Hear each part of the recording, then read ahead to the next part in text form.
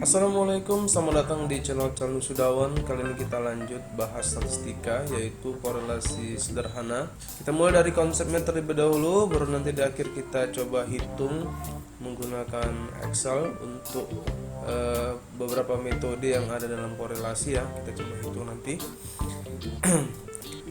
Korelasi sederhana adalah suatu teknik statistik yang dipakai guna mengukur kekuatan hubungan dua variabel. Jadi hanya dua variabel ya, yaitu untuk korelasi sederhana, dan juga untuk bisa mengetahui bentuk hubungan antara dua variabel tersebut dengan hasilnya yang sifatnya kuantitatif. Dua variabel tersebut adalah X dan Y. X disebut variabel bebas atau independent variable atau variabel independen. Adalah variabel nilai-nilainya tidak tergantung pada variabel lainnya. Jadi itu ya. Biasanya variabel independen itu dilambangkan dengan X karena dia tidak tergantung. Justru dia yang mempengaruhi variabel Y ya. Berikutnya Y disebut dengan variabel terikat atau dependent variable karena nilai-nilainya tergantung pada variabel lainnya, yaitu X. Hubungan antara X dan Y ini itu dikatakan positif. Jadi hubungannya itu sebenarnya ada tiga, yaitu hubungan positif, hubungan negatif, dan hubungan yang tidak ada atau tidak ada hubungannya ya. Seperti hubungan kamu sekarang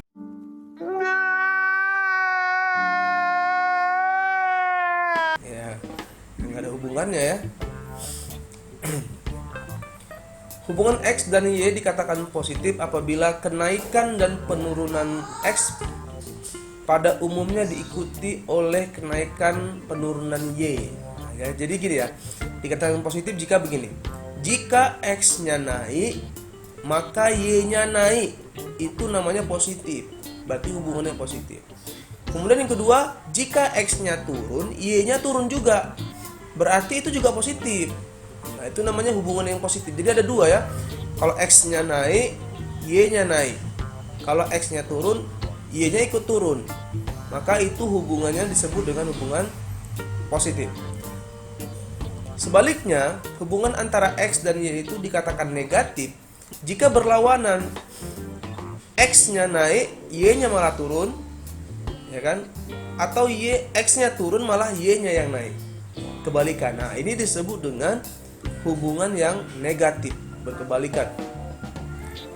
Sedangkan X dan Y ini ada juga yang tidak ada hubungannya, yaitu yang nggak ada hubungannya, nggak ada polanya dia.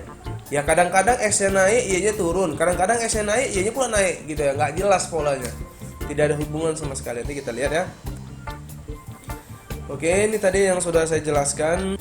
Contoh hubungan yang positif. Ya ini yang sudah lazim ya di kehidupan kita ya. Untuk tanaman misalnya, jika pupuknya meningkat, pasti produksinya meningkat. Jika pupuknya menurun, maka produksinya pasti menurun. Nah, ini disebut dengan contoh dari hubungan yang positif. Jika biaya iklan, yang kedua ya, jika biaya iklannya besar, maka hasil penjualan pasti meningkat karena promosinya besar-besaran. Jika biaya iklannya atau promosinya sedikit atau bahkan tidak ada, misalnya sedikit, kecil misalnya, maka hasil penjualannya pasti juga tidak banyak atau kecil. Jika berat badannya tinggi, maka tekanan darahnya juga tinggi. Ya, jika berat badannya itu berat ya, semakin berat badan seseorang maka semakin tekanan darah tingginya semakin tinggi gitu ya. Ini contoh yang positif. Sedangkan contoh yang negatif seperti ini. Jika jumlah akseptor meningkat, jumlah akseptor itu jumlah pengguna KB ya, keluarga berencana, maka jumlah kelahiran menurun. Bener nggak? Kalau orang banyak pakai alat kontrasepsi, ya, maka jumlah kelahirannya menurun ya. Nah benar nih. Nah ini contoh yang negatif. Berikutnya, jika suatu barang harganya tinggi, pasti permintaannya menurun. Ya. Nah, tapi kalau suatu barang nilainya murah atau rendah, pasti permintaannya meningkat.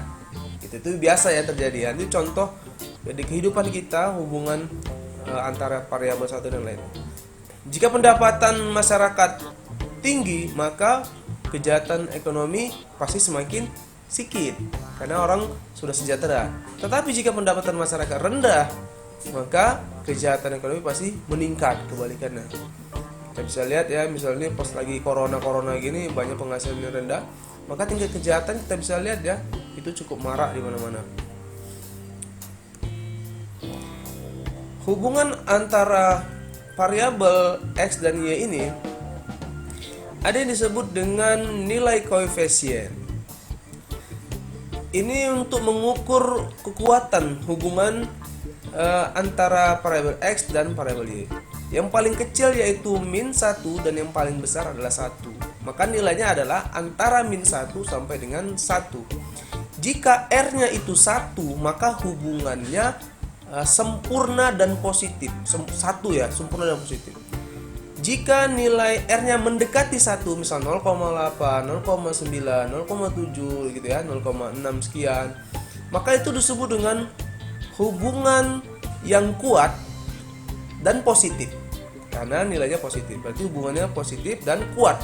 Tapi jika nilainya positif mendekati 0, misalnya 0,2 gitu ya, 0,3, 0,1, dia positif tetapi hubungannya lemah gitu, lemah positif.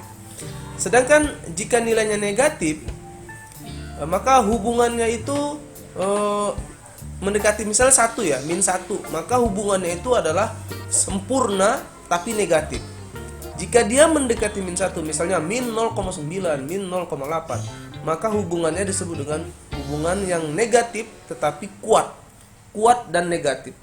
Kalau dia mendekati -1, tapi jika dia mendekati 0, maka dia disebut dengan hubungan yang negatif tetapi lemah.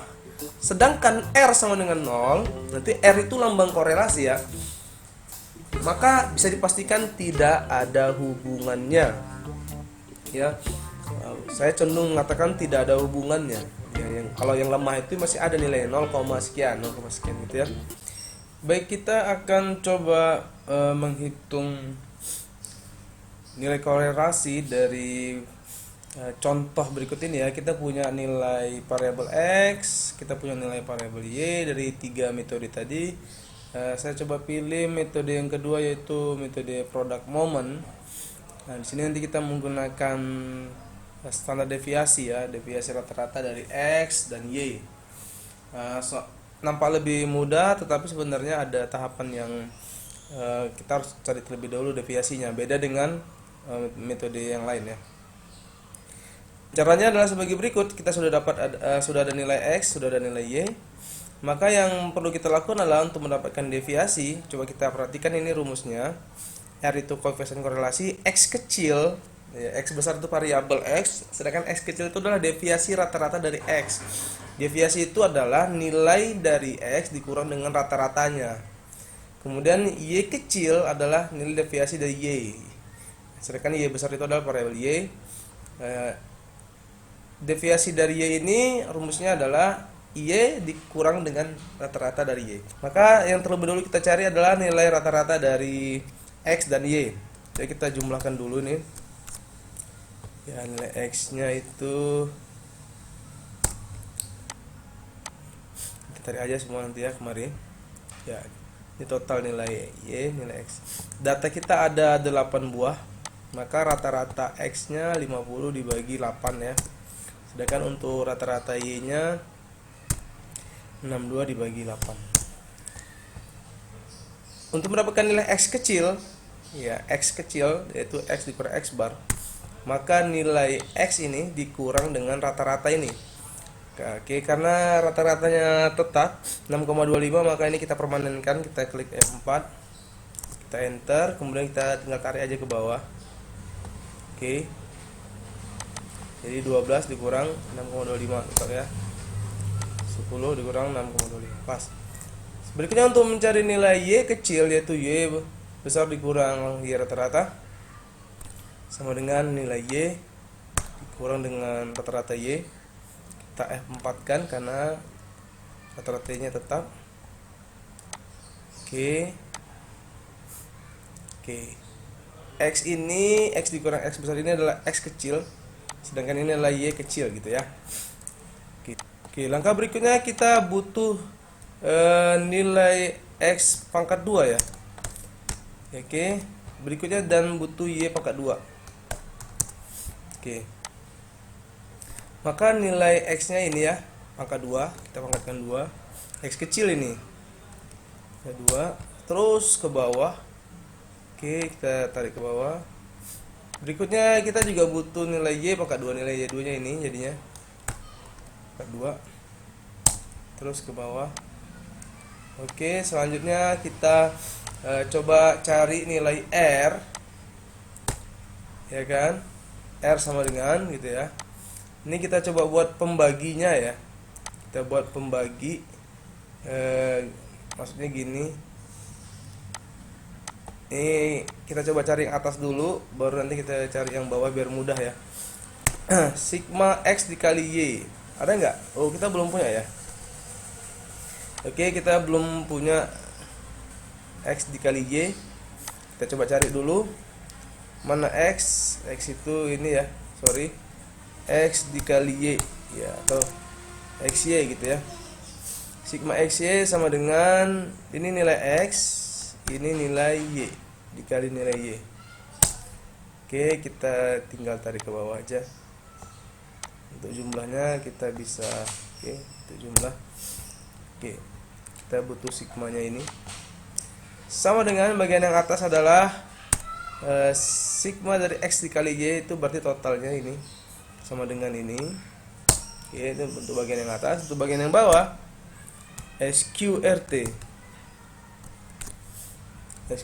sigma X pangkat 2. Mana total X pangkat 2? Kita punya nggak? Ya, ini ya punya ya. Berarti ini dikali dengan Y pangkat 2. Mana pangkat 2? Ini dia. Oke.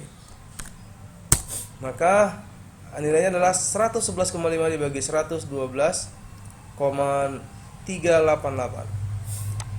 Hasilnya R sama dengan ya, R sama dengan, tinggal kita bagikan aja, ini dibagi dengan ini ya. Hasilnya adalah 0,99. Nyaris mendekati sempurna hubungannya ya. Kuat dan positif. Begitulah kira-kira. Itu contoh pengerjaan dengan menggunakan product moment.